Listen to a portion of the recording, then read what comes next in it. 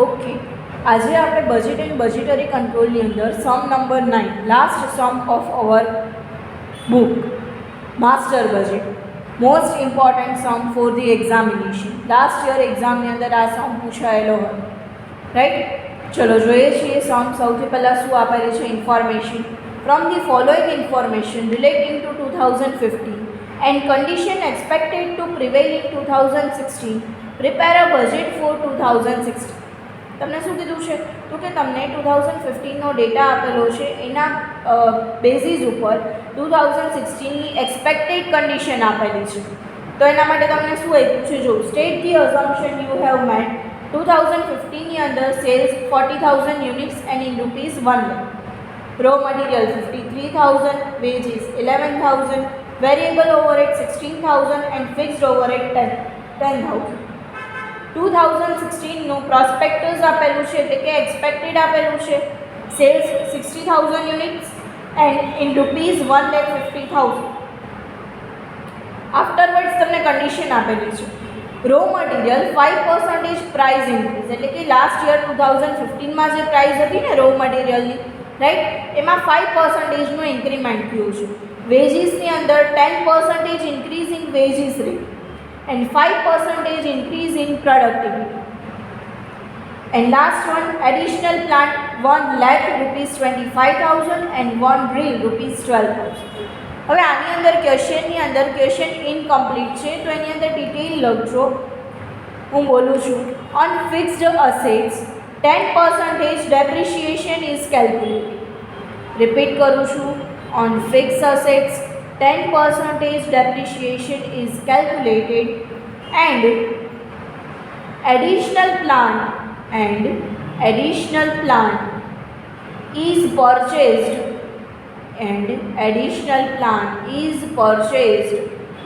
in the middle of the year.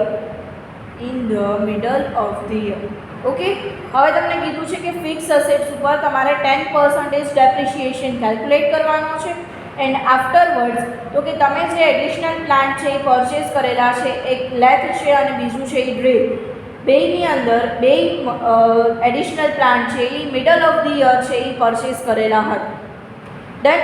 તો હવે simple છે, તમારે માસ્ટર બજેટ બનાવવાનું છે. એટલે શું કરવાનું છે તો કે સૌથી પહેલાં એક્સપેક્ટેડ સેલ્સ. હવે આજે માસ્ટર બજેટ બનાવશું એ કયા યર માટે હશે? ઓબ્વિયસ છે કે 2016 માટે હશે, રાઈટ. તો સૌથી પહેલાં અહીંયા મેં એક્સપેક્ટેડ સેલ્સ લખેલું છે. ઇન યુનિટ્સ છે 60,000 એન્ડ ઇન અમાઉન્ટ્સ 1,50,000, જે ઓલરેડી તમને સમની અંદર આપેલું છે, રાઈટ. હવે આ સેલ્સ એટલે કે મને ઇન્કમ તો મળી ગઈ, તો સામે મારા એક્સપેન્સીસ કયા કયા છે, કોસ્ટ કઈ કઈ છે તો કે વેજીસ છે, મટીરિયલ છે, ઓવરહેડ્સ છે, રાઈટ. તો હવે એના માટે તો કે મારે શું કરવાનું છે તો કે 2016નું મટીરિયલ ફાઇન્ડ આઉટ કરવાનું છે. તો કઈ રીતના હું ફાઇન્ડ આઉટ કરીશ? તો મારી પાસે પાસના ડેટા છે. ઉપર જો સેલ્સ 40,000 છે ત્યારે રો મટીરિયલ કેટલાનું છે 53,000. તો અત્યારે સેલ્સના યુનિટ્સ કેટલા છે 60,000. તો 60,000 રો મટીરિયલ કેટલું કન્ઝ્યુમ થવું જોઈએ તો 79,500. બટ તમને ક્વેશ્ચનની અંદર 5% ઇન્ક્રીઝ કીધું છે, તો પ્લસ 5% 3,975. તો તમને આન્સર મળ્યો છે 83,475, જે અહીંયા મેં લખેલું છે. Done. આફ્ટરવર્ડ્સ second working note is veggies, right. તો હવે વેજીસની અંદર તમને કીધું છે કે વેજીસની અંદર 10% વેજ રેટમાં ઇન્ક્રીઝ થાય છે, right. But 5% increase in productivity, એટલે કે પ્રોડક્ટિવિટીની અંદર પણ શું થાય છે, ઇન્ક્રીઝ થાય છે. તો અહીંયા જોવું, પહેલાં તો પ્રોડક્ટિવિટી જોઈએ. હવે 2015ની અંદર પ્રોડક્ટિવિટી હતી કેટલી 40,000, એની અંદર 5%નું ઇન્ક્રીમેન્ટ થાય છે, એટલે કે 2,000 ઇન્ક્રીઝ થાય તો 42,000 થઈ જાય, રાઈટ. તો હવે 42,000 એ વેજીસ કેટલા 11,000, રાઈટ. તો આપણા યુનિટ્સ કેટલા છે 60,000. તો 60,000 એ કેટલી અમાઉન્ટ આવશે, રાઈટ. તો અમાઉન્ટ ફાઇન્ડ આઉટ કરીએ છીએ તો આપણને મળે છે 15,740 રૂપીસ, રાઈટ. બટ વેજીસ રેટની અંદર તમને કહી દીધું છે કે 10% ઇન્ક્રીમેન્ટ કરવાનું છે, એટલે કે 1,571. તો ટોટલ કરીએ છીએ તો આપણને કેટલા વેજીસ મળ્યા 17,285, જે આપણે આપણા માસ્ટર બજેટની અંદર લખેલા છે. રેડી. ડન. આફ્ટરવર્ડ્સ variable overhead. તો વેરિયેબલ ઓવરહેડ 40,000 એ કેટલા હતા 16,000 તો 60,000 એ કેટલા 24,000 done. And આફ્ટરવર્ડ્સ last fix overhead. હવે ફિક્સ ઓવરહેડની અંદર 10,000 આપેલા છે 40,000 રાઈટ. બટ આપણને શું કીધું છે તો કે ફિક્સની અંદર શું છે તો કે એક જ છે એડિશનલ પ્લાન્ટ. એડિશનલ પ્લાન્ટની અંદર મેં નવા મશીનરી શું કર્યા છે નવા પ્લાન્ટ પરચેઝ કર્યા છે જેની અંદર 10% ડેપ્રિશિએશન કેલ્ક્યુલેટ કરવાનું છે. પણ કેટલા ટાઈમ પીરિયડ માટે કરશું 6 મંથ્સ માટે. બિકોઝ મેં તમને શું એડિશનલ ઇન્ફોર્મેશનની અંદર લખાયું છે કે જે આ એડિશનલ પ્લાન્ટ છે એ મિડલ ઓફ ધ યરની અંદર પરચેસ કરેલા છે એટલા માટે રાઈટ. ડન. તો અહીંયા જો એનું કેલ્ક્યુલેશન એડિશનલ પ્લાન્ટ માટે ડેપ્રિશિએશન આપણે કેલ્ક્યુલેટ કરીએ રાઈટ.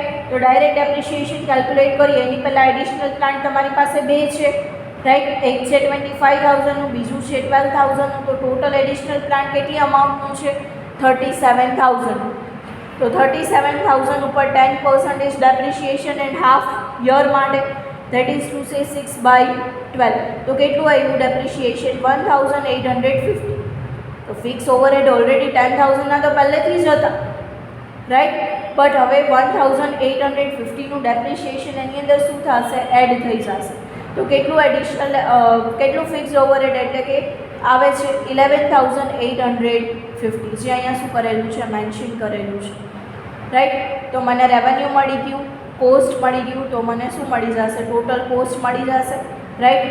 150 શું છે તો કે 150નું સેલ્સ થાય છે સામે 136,610ના કોસ્ટ લાગે છે. તો મારો પ્રોફિટ કેટલો તો કે 13,309. ડન.